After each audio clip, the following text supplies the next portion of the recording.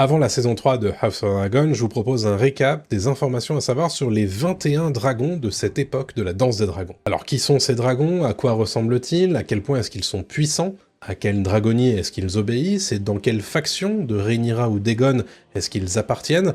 On s'en parle tout de suite dans cette vidéo récap des dragons de House of Dragon. C'est parti. Commençons par les dragons de l'équipe noire de Rhaenyra Targaryen. À tout seigneur, tout honneur, commençons par Syrax. Syrax, c'est le tout premier dragon que l'on voit dans la saison 1 de House of Dragon. Il s'agit de la dragonne de Rhaenyra Targaryen, fille de Viserys Ier Targaryen. Elle n'a pas eu d'autres cavaliers connus. C'est une dragonne adulte et capable de combattre, qui se distingue des autres dragons par des écailles de couleur jaune. Pour la petite anecdote, Syrax est un nom qui lui a été donné en hommage à une déesse valyrienne. On a vu Syrax en saison 2, au moment où Rhaenyra part à Harrenhal, s'assurer du soutien de son mari Daemon. Syrax apparaît ici en haut du château et menace clairement l'armée amassée par Daemon, au cas où celui-ci révélerait servir ses propres intentions. Il y a aussi Caraxès, qui est le deuxième dragon que l'on a découvert dans la saison 1 de House of Dragon. C'est un dragon mâle, adulte, qui appartient à Daemon Targaryen, frère de Viserys Ier Targaryen. Précédemment, il a été monté par Aemon Targaryen, deuxième fils du roi Jaehaerys. Caraxès est très reconnaissable par sa couleur rouge sang et son apparence svelte et serpentine. Je crois qu'on peut dire qu'avec Vhagar, c'est le dragon le plus reconnaissable qu'on ait vu dans House of Dragon. J'ajoute que Caraxès est connu pour sa férocité, en témoigne son surnom de Caraxès le Sanguinaire. Il a connu la guerre et les batailles menées par Daemon, notamment dans les degrés de pierre. Cela a fait de lui un dragon aguerri. Tout comme Daemon, Caraxès passe le plus clair de son temps en saison 2 à Harrenhal, où ils attendent le renfort d'une armée des seigneurs du Conflant.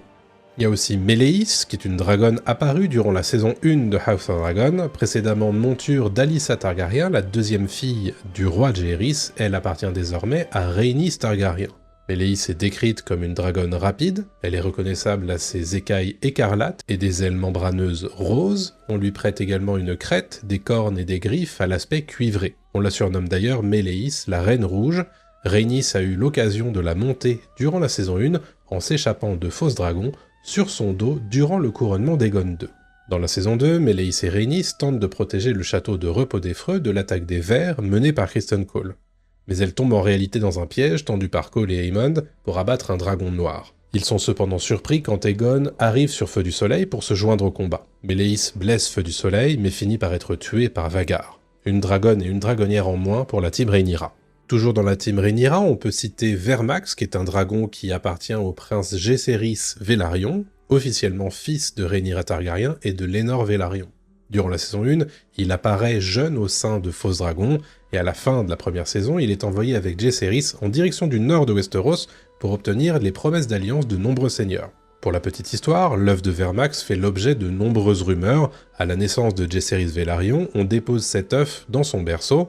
Cependant, les rumeurs sur la paternité bâtarde de Jaehaerys et des autres fils de Rhaenyra allant bon train, certains pensent que l'œuf n'éclora pas. Au bout du compte, Vermax éclot bel et bien et devient le dragon personnel de Jaehaerys, ce qui un temps fait taire les rumeurs de bâtardise. En saison 2, Jaehaerys s'envole sur Vermax pour sécuriser le soutien du seigneur Cregan Stark, suzerain du Nord. Le jeune prince veut également voler au combat avec son dragon, mais sa mère Rhaenyra l'en empêche à de nombreuses reprises car il est son héritier et il doit donc rester prudent. Jaehaerys de son côté enrage face à cette inaction. Il y a aussi Arrax, le dragon appartenant au prince Lucerys Velaryon, officiellement fils de Rhaenyra Targaryen et de Laenor Velaryon, comme son frère, le prince Jaehaerys, qui est son grand frère. Dans Feu et Sang, on sait que ses écailles sont blanches avec sa poitrine et ses yeux dorés. On le décrit comme 5 fois plus petit que Vhagar. Si l'on connaît sa taille comparée à Vhagar, c'est surtout parce que le dragon lui est opposé au-dessus d'Accalmie, alors qu'Aemond poursuit Lucerys dans les airs, Vhagar dévore Arrax et Lucerys. Leur mort dans l'épisode 10 de la saison 1 marque le début véritable de la danse des dragons. On peut aussi citer Danselune ou Moondancer en anglais. Danselune, c'est un dragon qui appartient à la princesse Baela Targaryen, fille de Daemon Targaryen et de Laena Velaryon. Il est reconnaissable à la couleur vert pâle de ses écailles, tandis que ses cornes et ses griffes sont nacrées. On sait également dans le livre Feu et Sang que c'est un jeune dragon que Baela ne commence à monter qu'une fois la danse des dragons débutée.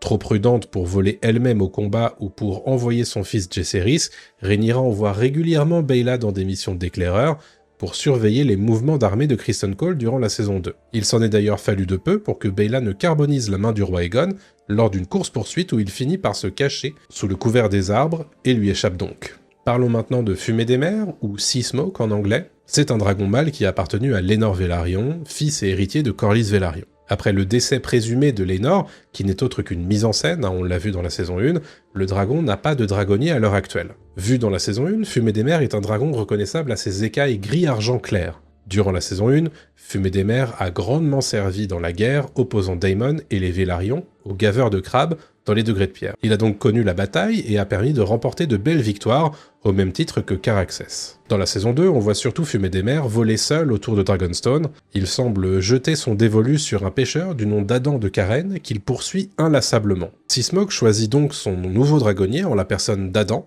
Bâtard de Corlys Velaryon, Adan de Karen devient le premier dragonnier non issu de la lignée officielle Targaryen à chevaucher un dragon, ce qui va d'ailleurs donner des idées à Rhaenyra pour la suite de la saison. Il faut évidemment parler de Vermithor, puisque dans la foulée de la découverte qu'un homme comme Adan de Karen peut dompter un dragon, Rhaenyra décide d'appeler à Dragonstone des bâtards Targaryens du petit peuple. Parmi eux, Hugh Marteau et Ulf le Blanc s'illustrent.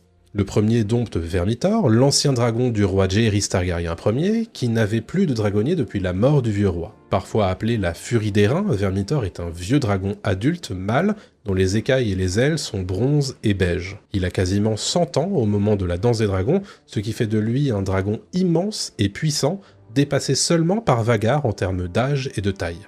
Rhaenyra montre à Vermithor les bâtards Targaryens, aussi appelés les semences de dragon. Au départ, Vermithor fait un véritable carnage et festoie sur cette offrande. C'est un moment qu'on appellera par la suite la semaison rouge, étant donné le sang qui a été versé à ce moment-là. Mais il est ensuite marqué par le comportement de Hugh Marteau, qui lui fait face et pousse un hurlement de défi. C'est là que Vermithor décide qu'il a trouvé son nouveau cavalier. Hugh Marteau, forgeron de Port-Réal, voit enfin sa chance tourner. Il est désormais dragonnier. Et tant qu'on parle de la Semaison Rouge, il faut aussi parler d'Aile d'Argent, ou Silverwing en anglais. Aile d'Argent, elle aussi, est une dragonne sans cavalier au début de la saison 2 de House of Dragon. Précédemment, elle était la monture de la reine Alysanne, femme de Jaehaerys Ier. On lui connaît une couleur argentée, tout à fait logique étant donné son nom. Elle est par ailleurs connue pour être plutôt docile. Tout comme Vermithor, au début de la saison 2, Aile d'Argent se trouve sur le Mont Dragon, à Dragonstone. Lors de la Semaison Rouge, Ulf le Blanc échappe au carnage et se retrouve dans l'antre de Silverwing. La dragonne s'approche de lui et alors que tout semble perdu pour le bâtard Targaryen, Aile d'Argent décide qu'elle a trouvé un nouveau maître. Dans la foulée, Silverwing et Ulf survolent Port-Réal et envoient une information importante. De nouveaux dragonniers viennent d'entrer dans la partie et ils sont du côté de Rhaenyra. Donc si on compte bien, Rhaenyra et son équipe comptent 7 dragons, et pas des moindres puisqu'il y a évidemment Caraxès le sanguinaire, mais aussi Vermithor, le plus grand dragon après Vhagar. Donc au total, ça peut très clairement rivaliser avec Vhagar, la bête d'Aemond. Bah justement, avant de parler des dragons verts du côté d'Aegon Targaryen, je voulais vous rappeler que si vous appréciez l'univers de House of Dragon et de Game of Thrones d'une manière générale, vous êtes au bon endroit.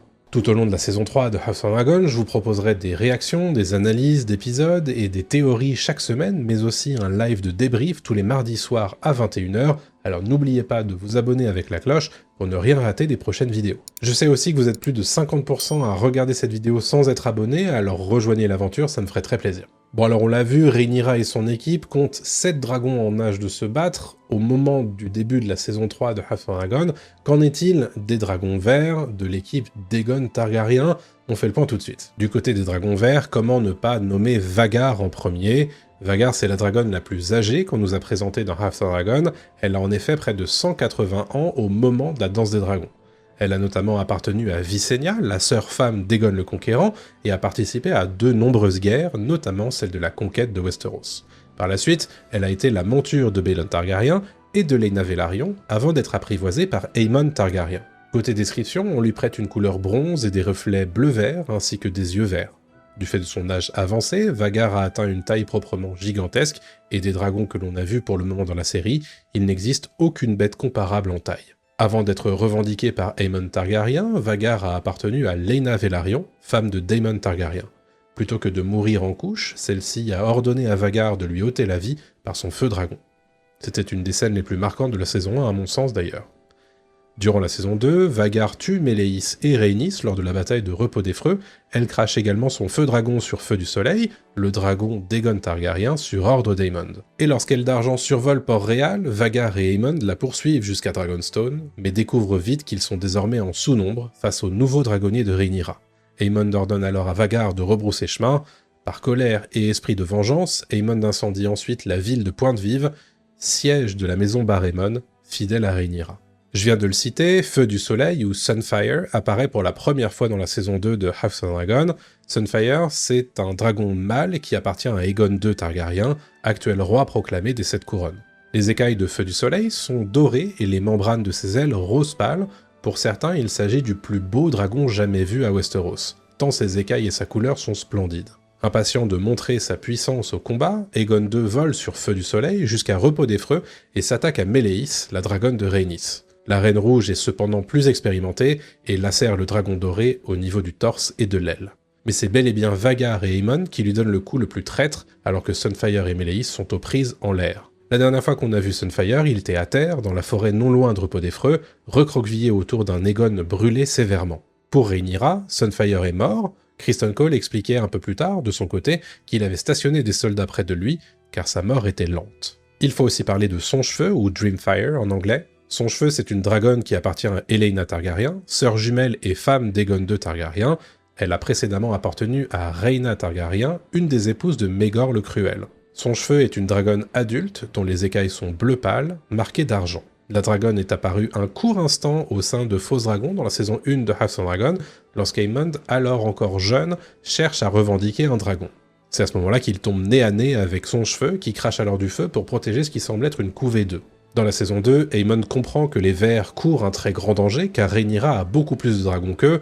Il tente de forcer sa sœur Aelaina à monter Songefeu au combat, mais celle-ci refuse. Enfin, il y a un dragon et un Targaryen en particulier qu'on attend depuis la saison 1 et qu'on va enfin voir en saison 3, c'est Tessarion, la dragonne du dernier fils d'Alicent Hightower et de Viserys Targaryen, j'ai nommé Daeron. Bon, sachez évidemment que leur apparition est confirmée pour la saison 3, comme l'indiquait le dernier épisode de la saison 2 et surtout les trailers de la saison à venir. Pour information, Tessarion c'est une dragonne, parfois appelée la Reine Bleue, en référence à ses écailles et ses ailes d'un bleu cobalt.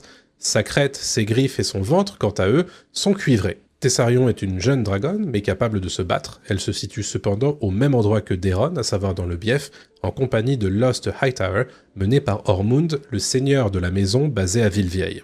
D'ailleurs, si vous voulez plus d'informations sur Daeron, sachez que sur la chaîne, vous trouverez une vidéo dédiée spécialement à lui. Allez la voir, ça me fera plaisir. Vous l'aurez compris, le nombre de dragons à disposition de l'équipe verte d'Aegon n'a pas changé entre la saison 2 et la saison 3. Et en plus, Aelaina ne veut pas voler sur sa dragonne Songefeu, donc face au 7 de Rhaenyra, ça commence à faire peu, n'est-ce pas? Mais j'ai pas fini, parce qu'il y a d'autres dragons à lister dans House of Dragon. Mais avant de parler des dragons sauvages, sachez que mes abonnés soutiens reçoivent mes vidéos en avance, ainsi que des vidéos exclusives, comme des réactions nostalgiques et des lectures de Feu et Sang.